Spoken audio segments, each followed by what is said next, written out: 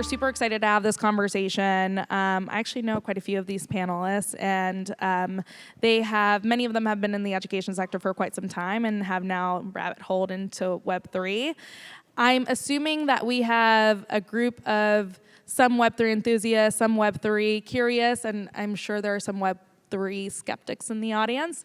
And so this conversation is not about convincing you in any which way, but it's rather just talking about some of the things we're excited about and some of the really cool applications that are happening in the space. I'm Jomayra. I'm going to be moderating this session. I'm a partner over at Reach Capital, and I spend about half my time on everything Web3 now.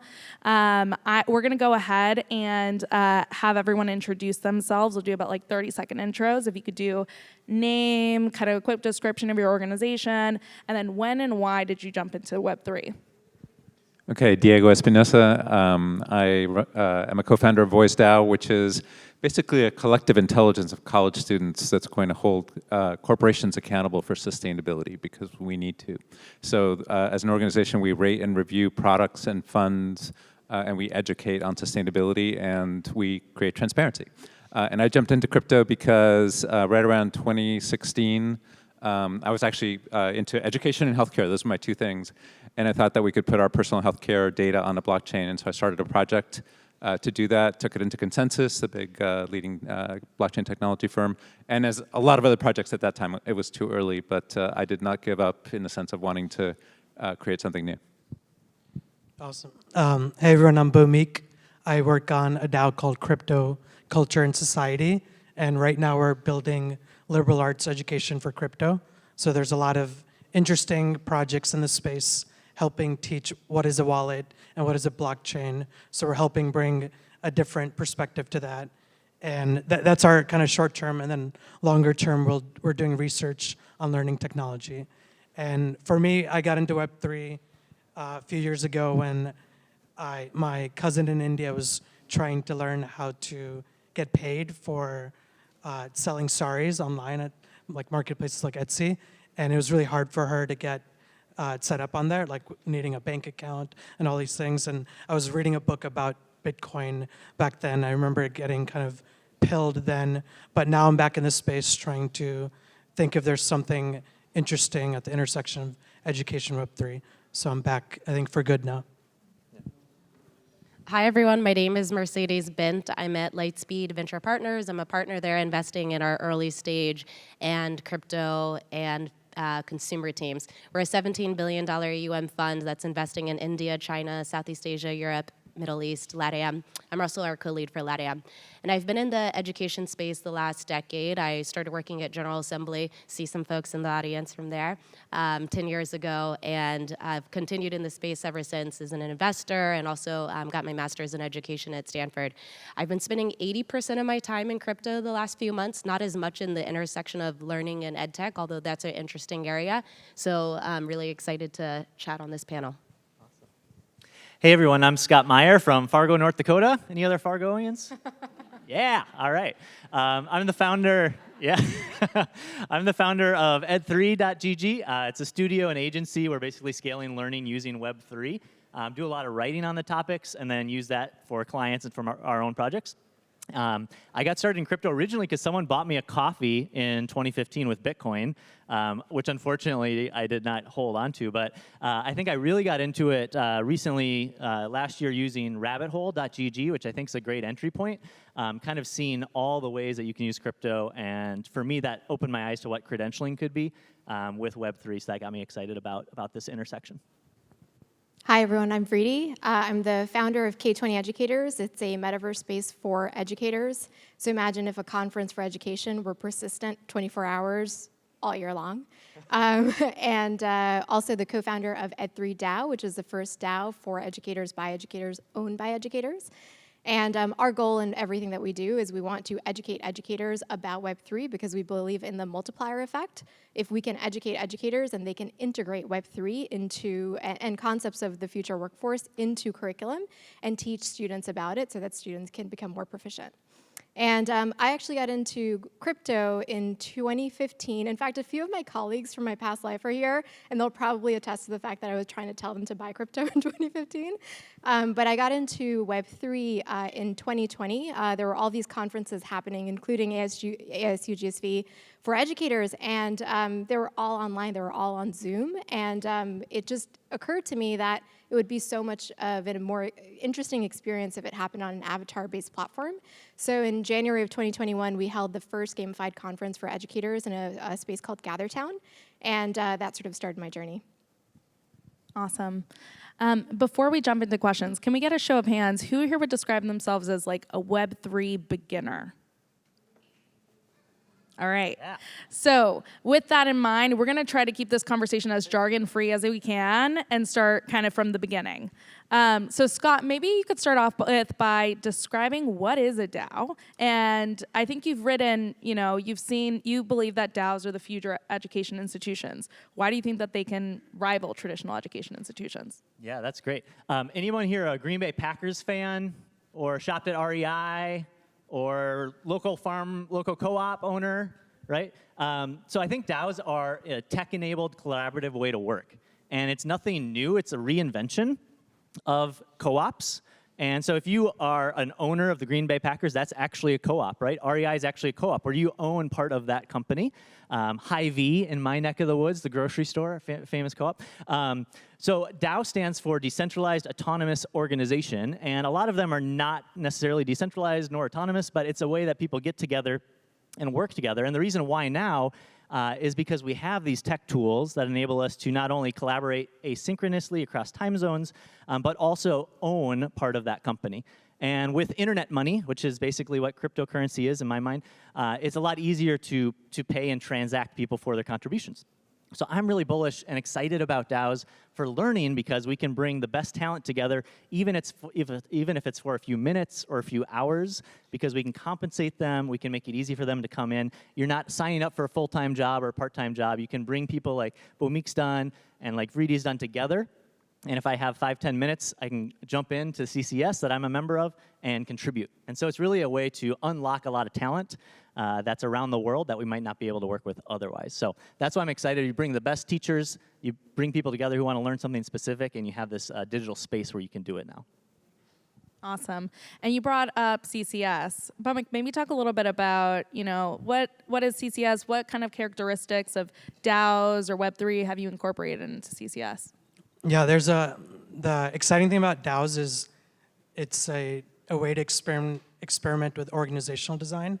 So we have, I think of, instead of gaining trust through power, like whoever's the CEO, whoever's the boss, whoever has the most equity, the way you have to gain it in DAOs is being transparent and being clear with how you're making decisions, why you wanted to decide to go in this direction, why we should have this speaker teach the next topic.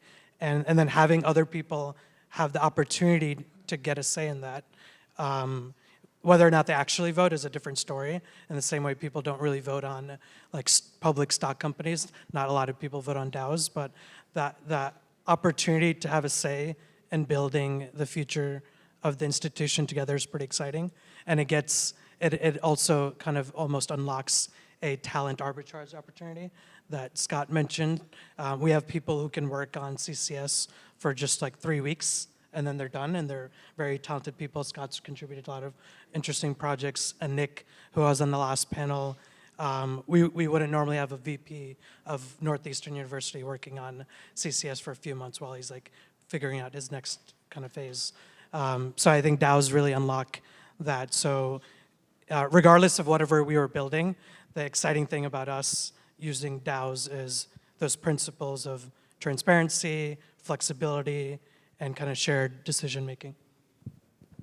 Bree, maybe you could talk a little bit about, you're running a DAO with educators in it. What has the reception been, and what has the excitement, been in your community that you're building? Education has been broken for a really long time. I don't know if anyone would agree with that in this audience. And I think educators are looking for a way to improve the systems and the infrastructure within it And educators who are really comfortable where they are not necessarily the people that are coming to us right now. We're hoping that we're going to have educators all over the world who are uncomfortable with this also be exposed to this, but right now we've got the most innovative people, or the people that maybe aren't the most innovative but are open to that coming to us. And they're in a mindset of learning, right? Web3, just to define Web3 for everyone, Web3 is just the evolution of the internet, right? Web 1 was when you could interact with websites that were static. You couldn't really contribute much. Web 2 was when you could exchange with social media, when you could contribute to websites, when you could build your own websites. Web 3 is you could do all of those things, but now you can actually own your own data and your own content. And so what people are looking for right now is like, how do we interact with Web3 in a way that's contextualized for us and in a way that will help us leverage all of the things that we're doing in our industry and our personal life. And educators are no different. Educators want to make sure that Web3 is going to be optimized and leveraged for students, and that it's not going to be thrust upon them the way so much other technology has in education, and it's actually going to help them with better creating opportunities for their students.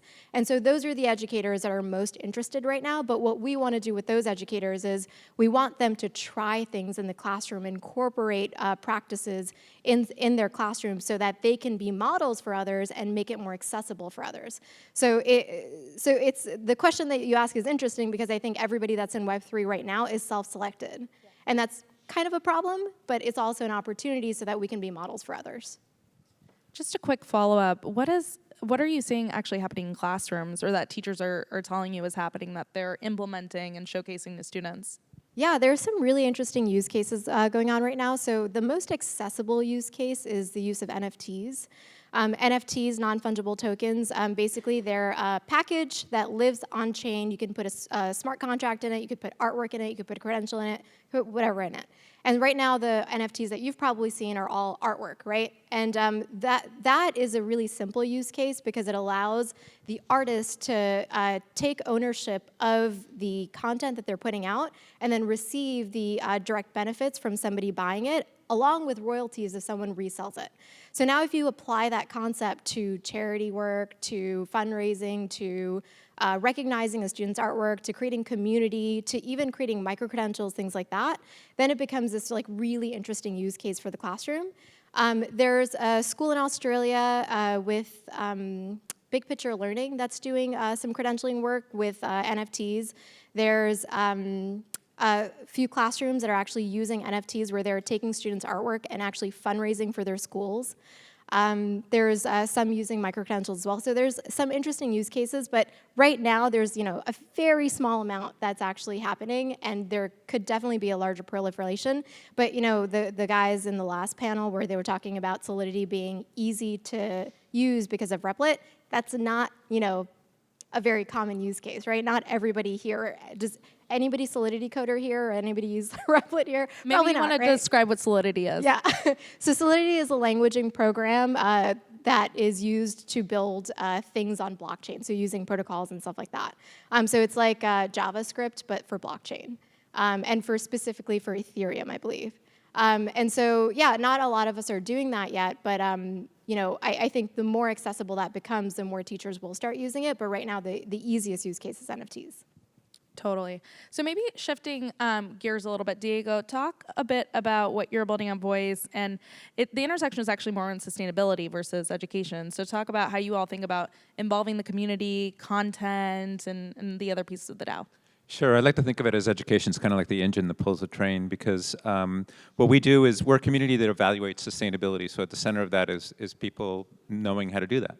And it's essentially project-based learning. Like everything we do is PBL.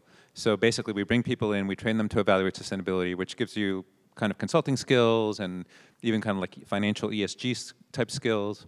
And you produce something of value, which is a rating or a review out of that. So we, Pepsi spoke before. We've done a number of ratings on Pepsi. You can go to our website, check them out, and kind of compare kind of narratives there. So what we're trying to do is build this enormous library of ESG type ratings and product ratings, and also peer-to-peer college education. So all of our community members are college students. We've had 500 come through. And so the idea is they basically because it's a DAO, they basically govern this community. It's theirs. There's a digital wallet. There's already money in that digital wallet that they control. And they're starting to vote on what to do with that money. And that's when it becomes real that this is a DAO. Like even a nonprofit, a college student will go into a nonprofit as an intern, like the lowest possible rung of the ladder. At Voice, they come in and they're deciding what to do with the money. It just couldn't be more different, right? So where this plugs into education is that people are really motivated by something, they're passionate about, like sustainability, and they have agency. They can get things done. They can make decisions. It's a very, very powerful combination for learning. Like they just learn effortlessly. Like we almost never impart information to them. We have discussions. We have conversations about what everything means in sustainability and how to evaluate them. We don't tell them how to do it. We listen to them as to how to do it. And that's the kind of classroom experience. I've been a professor. I've been in the classroom. I've been a chair of an independent school. And for me, this was the real revelation. I didn't start out to make this an education venture, but when I had my first few classes, I was like, oh my God, they really care about this. And they really learn so easily when they do that. So. That's amazing. Mercedes, part of this conversation is how do we make sure the education community doesn't get left behind? And Vridi's going to do all the work she can to make sure that doesn't happen. But can you talk a little bit about some of the most interesting applications you've seen within learning and Web3? Yeah, and I actually wrote a post about this back in October. If you go on my Twitter, I think it's the pinned tweet, but then there was a longer blog post that went even a little bit deeper. But back then I was asking myself, well, where are all these applications? What's happening? We've talked about Learn to Earn. You mentioned Rabbit Hole, which was a large name in that space. We've also seen universities as DAOs or just education institution as DAOs, thinking about how do we use the contributions from our community. We see credentialing and hiring. People are using NFTs that they've collected from various events, or sometimes people also are talking about POAPs that are saying, hey, I went to this event. It's a badge that says I did it. And so then people are using that in crypto hiring to say, actually, you have this record on chain that you did this thing. It's immutable. You can't say that you didn't do it. We're also seeing freelancer networks like Brain Trust that are being put on the chain and saying these members of the freelance network collectively own a lot of the revenue that's coming through it, versus in the past, freelancers might be getting kind of a subset of the revenue. There's many more applications as well, but I think those four are some of the top ones. I would say a lot of this is very early stage in terms of there's a lot of ideas, there's dozens of organizations. I have a long list of maybe like 40 or 50 that are doing different, things in the space, and that's just a small number of the total ones doing it, but there's not very many kind of large scale, talking about millions of users or hundreds of thousands of users applications yet, like we see in other spaces, DeFi, NFT collections of crypto. And so I'm still waiting for kind of the blockbuster, use case to come. Maybe it's going to be one of the people on my left or right, but I think it's coming.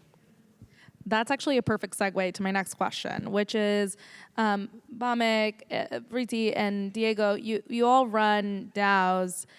Maybe talk a little bit about what % of the folks that are joining your DAOs are new to crypto or were new to crypto when they joined, and how do you think about onboarding the next billion users? What's going to be required? How do you help them in?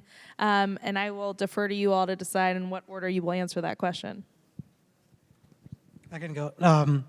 So because of the nature of what we're teaching, which is, again, liberal arts, we have a good diversity of community, from artists, musicians, educators too, people like Scott.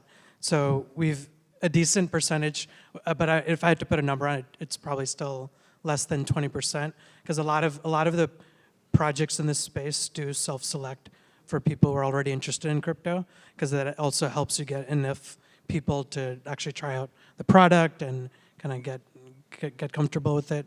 But I think when thinking about onboarding the next even million or billion, it's more about retention rather than a lot of the gimmicks, like experiments that you could do to potentially get people on leveraging money. And I don't mean gimmicks in a bad way too, but there's a lot of things that people are experimenting with to get more people in the space, but not enough of how you retain them. And I guess our approach is, because we're building a community and there's a lot of social DAOs, the intent is creating long-lasting friendships or opportunities to create meaningful impact, like what Diego's doing, that keeps you around for a shared purpose rather than just, oh, now I think crypto's cool, but you're around for a deeper reason. 90% of our members are new to crypto and new to Web3 generally, which makes sense. And we have two approaches for getting people skilled up. One is we engage them in small challenges. So we have a 30-day challenge. And every week they take 1 hour to do a challenge that gets them into a particular element of crypto. So for example, of Web3. So the first week is about NFTs. So they have to go to one of the NFT platforms. First they have to open a wallet. Then they have to go to a platform and find an NFT that resonates with them. And then they have to post about it in our Discord, and that's it. And that has gotten, and every week it's a different challenge and a different element, and that has gotten our members to get really engaged really quickly because they go down that rabbit hole, right? Once they find something that they get hooked into or something that they like or something that intrigues them, they just keep going. And we actually have members of our Discord that have met with me and apologized to me for not contributing more because they say that once they get into the Discord, they start reading the Discord things, and then they get so into it, they spend 4 hours just researching, and so they don't come back to the Discord to necessarily contribute because they have so much to learn. And I'm like, that's perfect. That's a perfect use case. We want you to take something away from it and feel more empowered than you are having to give back. And so that's the first approach, which is we just give them very small things to do so that they can get just skilled up enough to go deeper. The second thing is we have a do-your-own-research type of model. So those stickers that are on the chairs, maybe next to you or in your hands, they go to a newsletter that we've started. And the newsletter basically contextualizes different concepts of Web3 for education. But if you go through each newsletter from top to bottom, say over the course of a week, 2 weeks, you will actually know everything you need to know about that one concept from a sort of 101 level. And then it'll contextualize it for education. So it'll actually make it relevant to you as an educator. And then the third thing is we're creating a credentialing program for educators that basically goes through the different concepts through levels 1 through 3.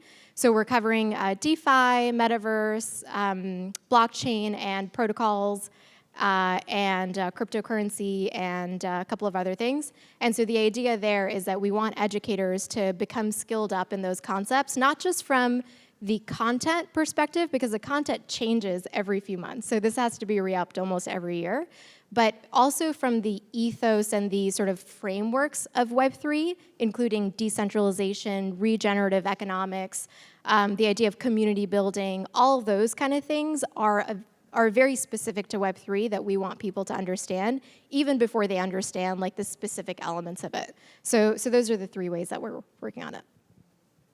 And in our case, because we're really PBL-oriented, project-based learning, we don't really actually want to teach people about Web3. We want to give them a reason to want to use Web3. So in a lot of cases in Web3, money is the killer app. So we thought if we funded our wallet, our treasury, our community treasury, would give people a lot of incentive to learn, okay, I want to start voting. I want to learn how to manage this thing.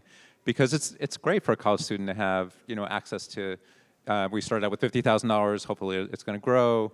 And so they're in charge of that treasury, right? And so on-chain voting and everything is a great application for that. And then the other thing is we're trying to develop the first, or one of the first, crypto ESG indices. And so you learn about crypto because you're going to rate and evaluate those tokens to see how sustainable they are and make an index out of them. And it's exactly the kind of project where people can learn about Web3 for a reason. It's not just kind of in the abstract. So that's our emphasis is PBL. Makes a ton of sense. If we remember just a few minutes ago, we know that most of the audience are crypto curious and beginners in the crypto space. So many of them might be interested in learning about some new companies and projects that are in the space that they can actually research when they go home.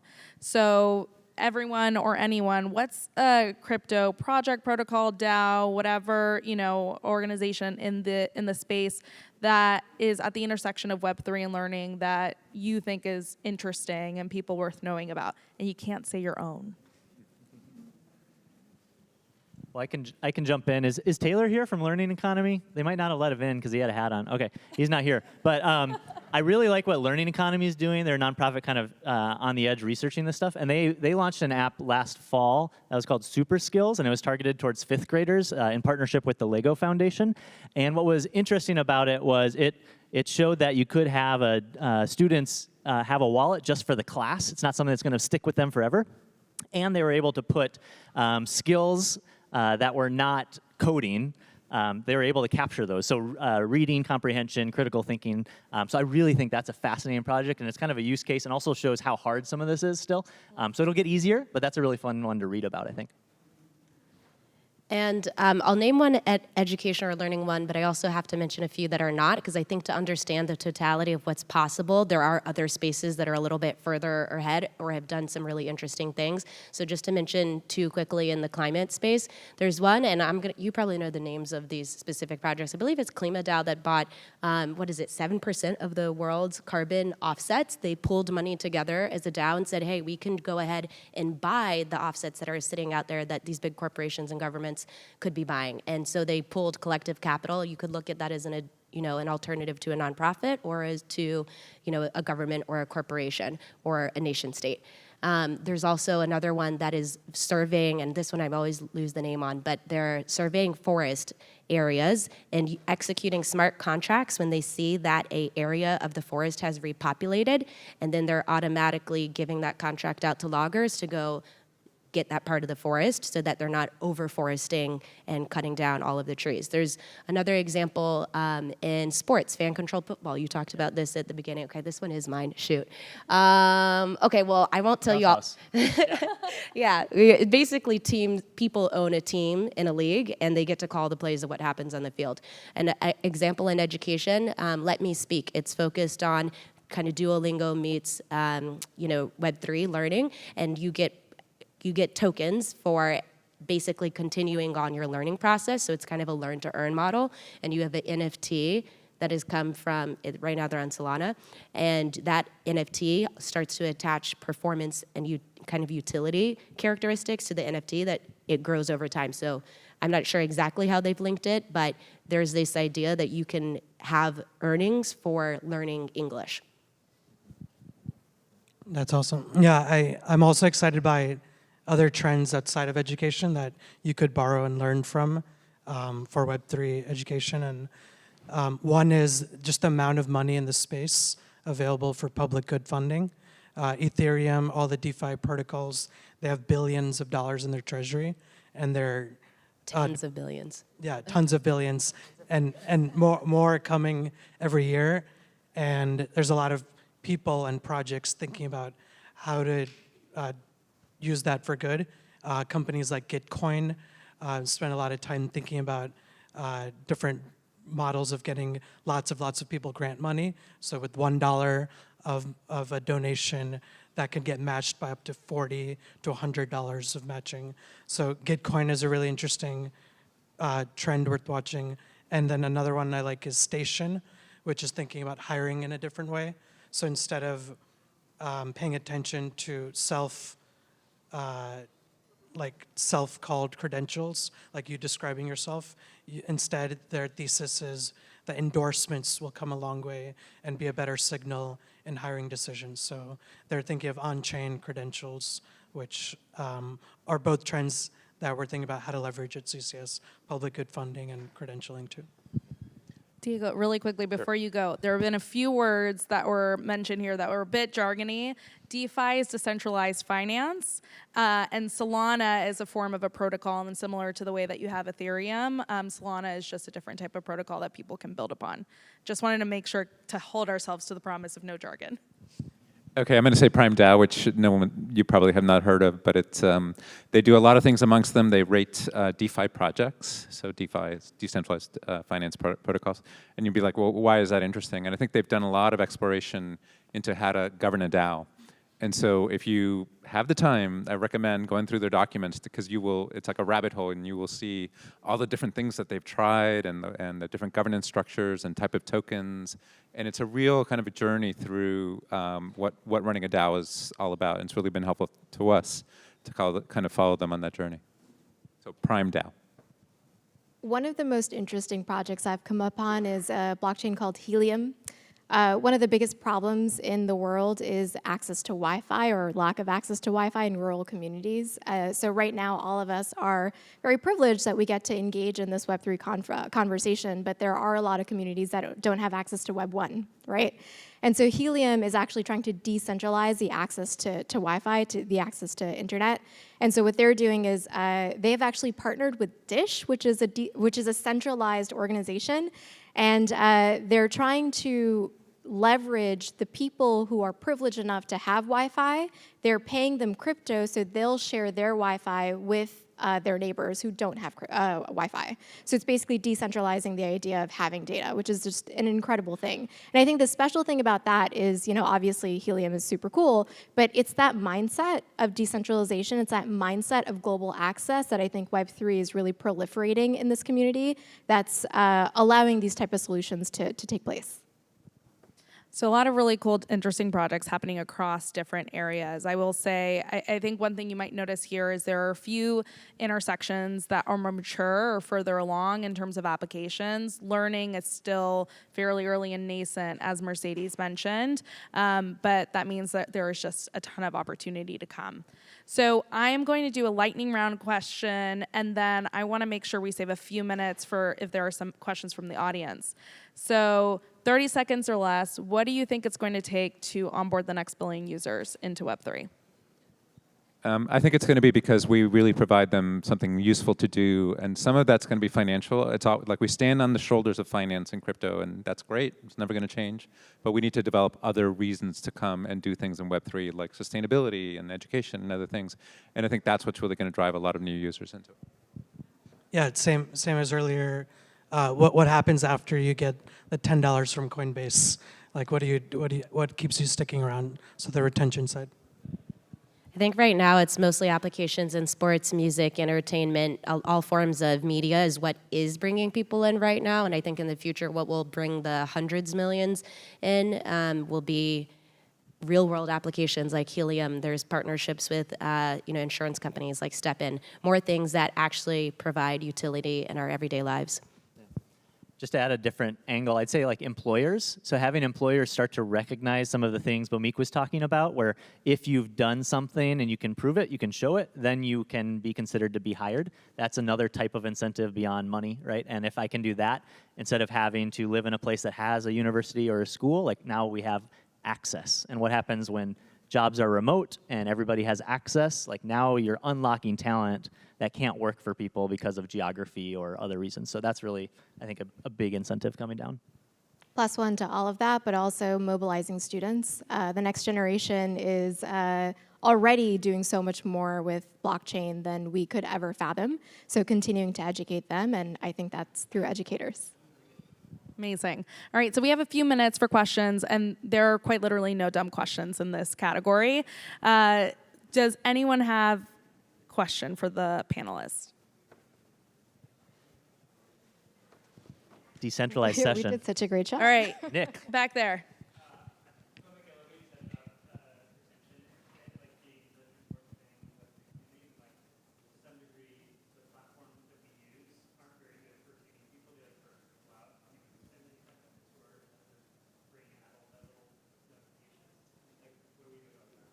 Yeah, that's a great question. And well, if you guys aren't familiar with what Nick's describing, the most common platform used for a lot of these crypto communities is Discord, which at first, if you just left Slack, it might feel better than Discord, but after a few weeks, you realize it's just as bad or worse, especially with all the notifications. So Nick's asking, how do we make sure, or like a thesis being, the platforms we use should be fun to use or comfortable and not have the same UX problems of like addiction that like are the apps we're used to on the web do. And yeah, that is a big open question. CCS, we just acknowledge the problem, and we even say in onboarding, we also have a newsletter you could subscribe to if you're gonna avoid Discord like the plague. So kind of acknowledging that we can't repeat the same experiences that we're used to build new, even social experiences on Web3 as well. Preeti or Diego, I don't know if either of you have built it on top of Discord, but do you have a perspective on that question? It gets a little overwhelming. It's like being in a pachinko parlor, you know, with like all kinds of, like the user experience is cool, and then all of a sudden it's like, stop. So, and the community really is Discord. Like that's the thing, is like, what is a DAO is a really good question. And it's a wallet, and it's voting and stuff, but it's also Discord. And I don't know, I don't see anything else to replace it anytime soon. It's just like this imperfect thing. So it does present like a lot of challenges, I think. And I guess I don't have an answer for the question, Nick, sorry. I think I have a slightly different perspective. I think Discord is the place to do things because it's popular right now, and because a lot of gaming communities started off on it, so there was already this like ethos of community building and decentralization. I think Discord has a lot of problems, and there are a lot of other community platforms that are emerging that will, I think, very quickly replace Discord. It's just the culture around it that's most important. It's not the app itself. The app itself is suboptimal, but it's a culture. The culture of bringing the DAO, as Diego said, into Discord. I mean, we actually debated against not using Discord, but the reason that we did was because we wanted to be legitimized. And the way that we do that is by being in Discord at the moment. But I don't think that's gonna last, especially with the proliferation of more DAOs, right? The more of you, hopefully, that are out there are going to start creating DAOs and start creating these Web3 movements. You're gonna find better platforms out there, and you're gonna create community for yourself, and that's gonna move us away from that. So I would say Discord is awesome right now, but there are far better things that I think are on the horizon. Amazing. I was hoping we had time for another question, but we're actually at time. Apologies. But thank you so much to our panelists for an awesome conversation. And if you would like to speak to any of them, you can take the conversation out to the hallway. But I think what this panel showed us is that there are incredible innovators that are building in this space, investors like myself and Mercedes that are investing in this space, and we are really in the early innings. So thank you all. Thank you. Thank you.